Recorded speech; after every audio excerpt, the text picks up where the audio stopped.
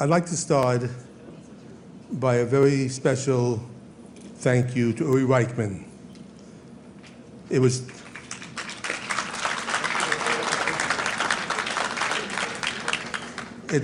I guess, almost 15 years ago that he visited me in my office.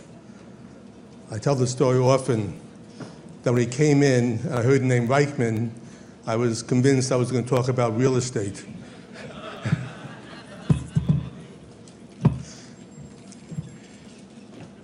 The story is IDC, a special place.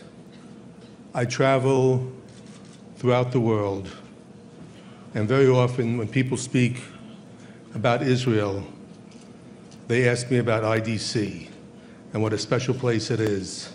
And more, I see students who graduate from IDC, and they are some very special people. And it's all because of one man and all the group with him, Uri Reichman, and again, my heartfelt thanks not only for the school, but for the Herzliya conference. It's extremely special.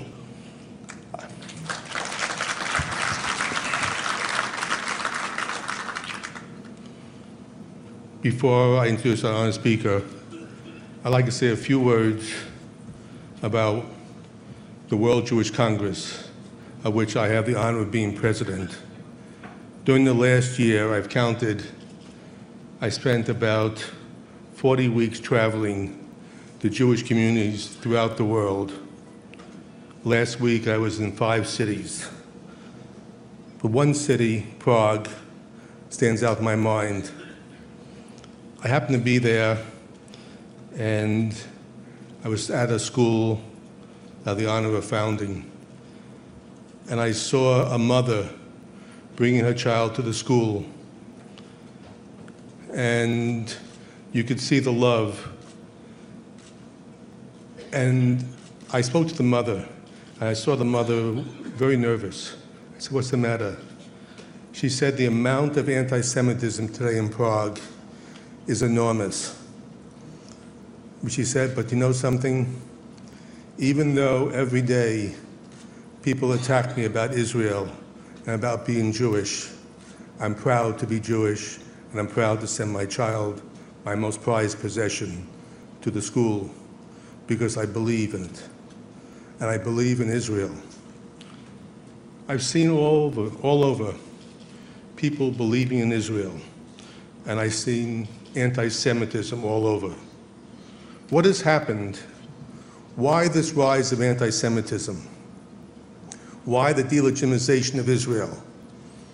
What's been very obvious is since Oslo in 1993, Israel has stopped defending itself. Israel has stopped talking about itself and what it stands for. It has allowed its enemies to define itself. It has allowed newspapers and broadcasts and TV and media to define it. And Israel is silent. Most anti-Semitism takes place at the dinner table when a mother and father are sitting there speaking and their children are there. They have just seen something horrible on television about Israel, and they're talking about what is happening to the poor Palestinians or what is happening in the world, very often about Israel. And the children hear this, and it's reinforced in the universities. And yet, Israel is silent. Every country in the world has a PR department. Any businessman, the first thing you do when you go into business is you have a public relations department that stands up. Israel's budget is about the size of a normal candy store in the United States for PR. And why is this important? We heard from a panel before about the problems. Believe me, the problems are many, but the key people who can defend Israel is Israel itself. When an article is written in a newspaper here or on TV, it doesn't just happen in Israel. It goes throughout the world. When a person or people within the government or outside the government in another party say to the Obama administration, you don't have to worry about the prime minister. He won't be there long. Just wait. It hurts us all. It's a global world. It's a world where being Jewish is not easy. But I do believe it's extraordinarily important for Israel to defend itself, to Israel to realize that the stupidity that happens in fights within the country, when everyone is attacking each other, has an effect on all of us. There is no good answer. We can't wave a magic wand and make it all of a sudden good. But we can start. We can keep the fight between different parties. The fact is, again, it's an embarrassment to all of us that we can't get a UN ambassador or the General Counsel is not yet confirmed. It sends a message. It sends a message that Israel can't defend itself. I must tell you, this is something that has to be done. Now, I can't guarantee that Israel, whatever they did, can start the peace negotiations going. I believe they can go a long way. But there are other countries in the world, in the neighboring area, that they can start negotiations with, and they're not doing it. I believe, and I believe very much in the government here. I believe, as many of you know, that I'm a big believer in Prime Minister Netanyahu.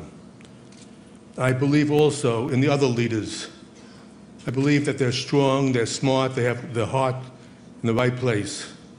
But I believe it's time that Israel starts defending itself, starts going on the media and starts talking about what's happening and the good things about this great country. It's too good of a country. It's too great of a country.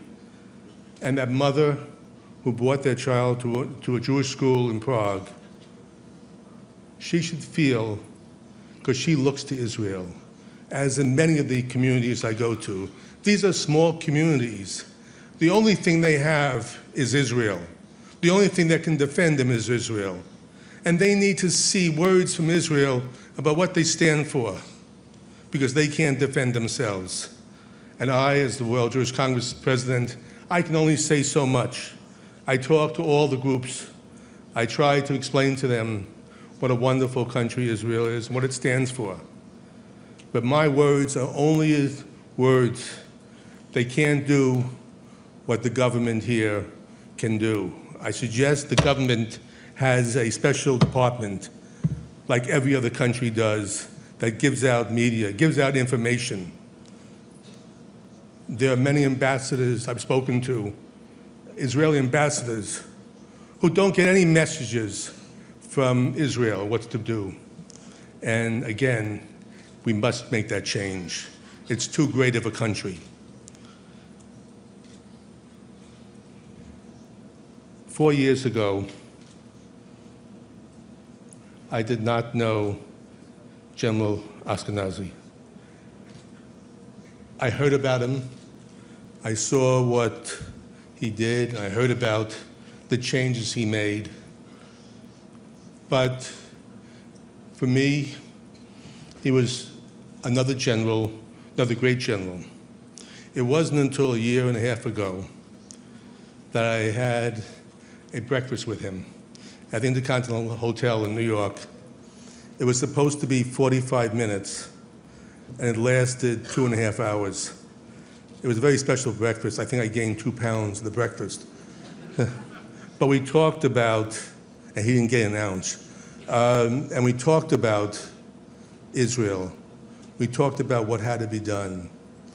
And I realized that he was not only a great soldier, but he was a great man, a great believer, he had great love for Israel, and great understanding of what could be done.